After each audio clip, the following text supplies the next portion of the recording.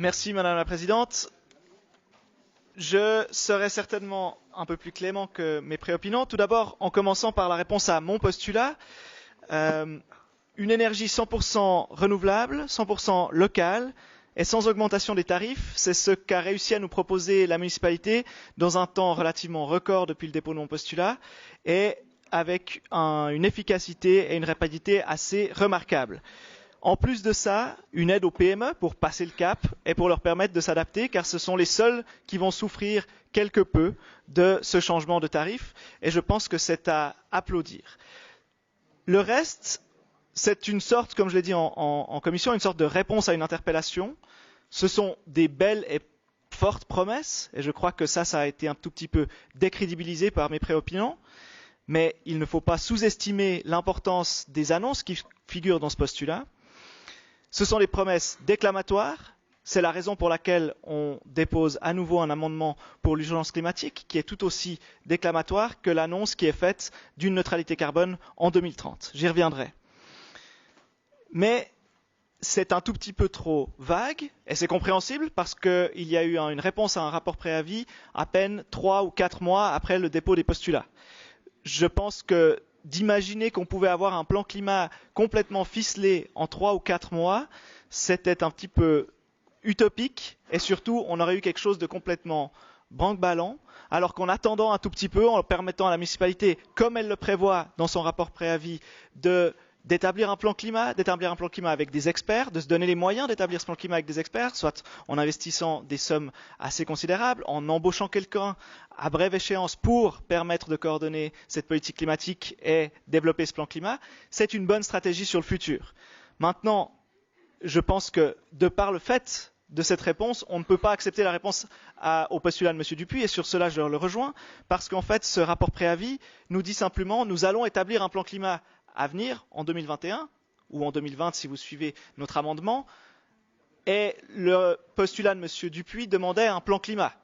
Donc force est de constater que ce rapport préavis ne présente pas un plan climat. Ce rapport préavis fait un état des lieux de ce qui se fait actuellement, pose les bases et dit nous allons réfléchir, voilà les moyens avec lesquels on veut réfléchir. C'est pour cette raison que nous allons refuser la réponse à M. Dupuis, mais accepter la politique climatique de manière générale et surtout accepter les mesures en vue d'établir le plan climat qui était demandé par M. Dupuis et surtout l'amendement pour demander non seulement que ça se fasse en 2020, car il nous faut une certaine rapidité, plus que 2021, et en plus accepter que ce plan climat se fasse par un rapport préavis qui passe devant notre conseil et donc qu'on ait notre mot à dire, qu'on puisse l'étudier aussi bien que la commission a étudié ce rapport préavis cette fois-ci.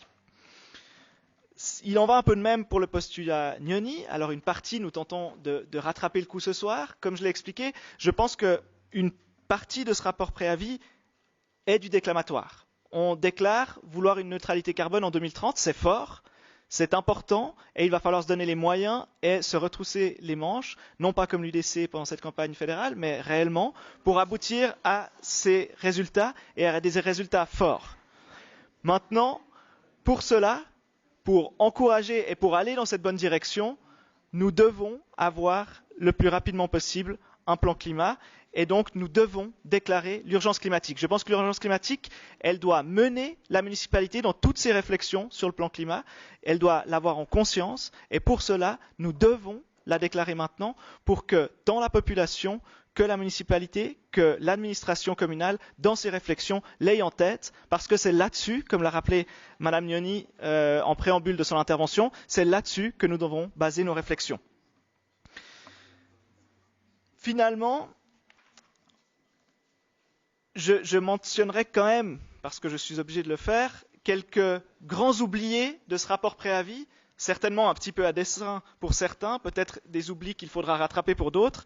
Je commencerai par la forêt du Flon et le PPA Château-Fallot, qui ne sont ni mentionnés, mais souvent en filigrane de ce rapport préavis. On parle beaucoup de nature en ville, on parle de l'importance des arbres, on parle de perméabilité du sol, mais on ne mentionne pas les deux grands projets qui sont actuellement en dangerosité devant notre politique et qu'il faudra sauver si l'on veut aboutir à cette neutralité carbone, si l'on veut préserver le maximum de nature en ville, parce que la nature en ville, il faut avant tout la préserver avant de pouvoir l'augmenter et l'améliorer. Nous reviendrons donc sur la forêt du Flon et sur Château-Fallot ultérieurement.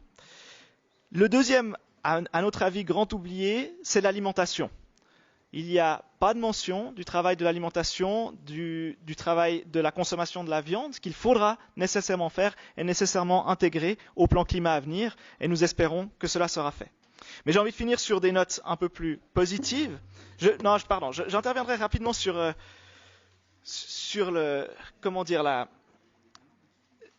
l'intervention de M. Stauber, que je qualifierais de semi-manifestation, extinction, rébellion au milieu de ce conseil.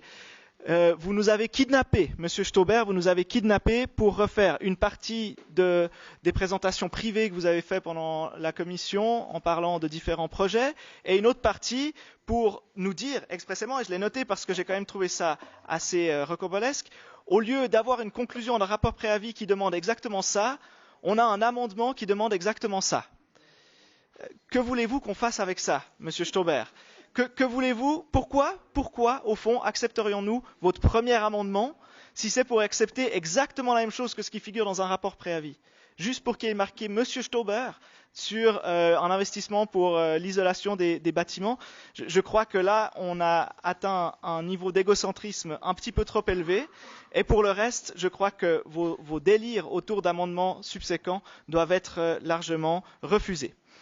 Finalement, je le disais, j'ai envie de terminer sur des notes plus positives, parce qu'il y en a pléthore dans ce rapport préavis, surtout pour le futur.